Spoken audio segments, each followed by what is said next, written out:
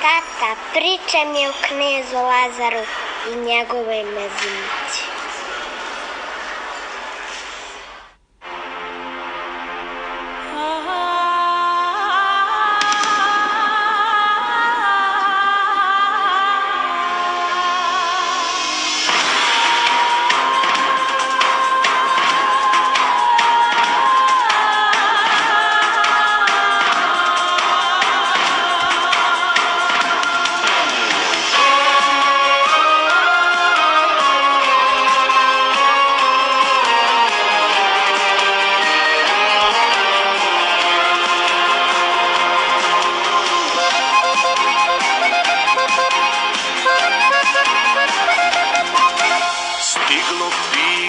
Piše sultan knezu Lazaru, da mu dade zemlju svoju i Gračanicu, da mu dade ključe grada cara Dušana, da mu vojska pije vode oko Prizrena.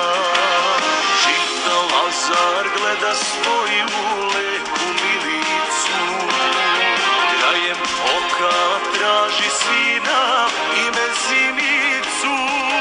S desne strane stoji Miloš sa viteza dva, gledajući u ikonu knez odgovara: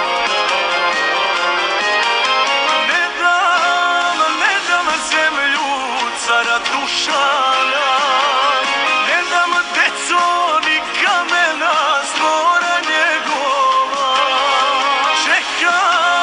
Čekam njega ja na Kosovu, pa nek uzme moju glavu, ne dam sebi.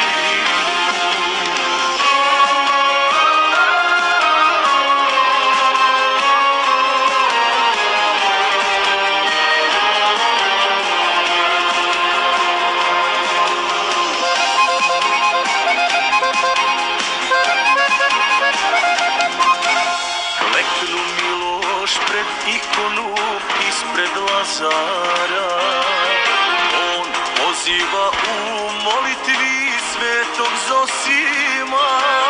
Neće sultan vodu piti pokraj Prizrena, ne damo mu ni kamena cara Dušana.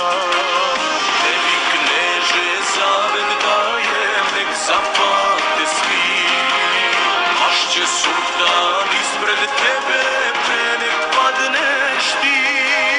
Za tebe ću i krst časni život predati, pa ćemo se svi na nebu večno sastati.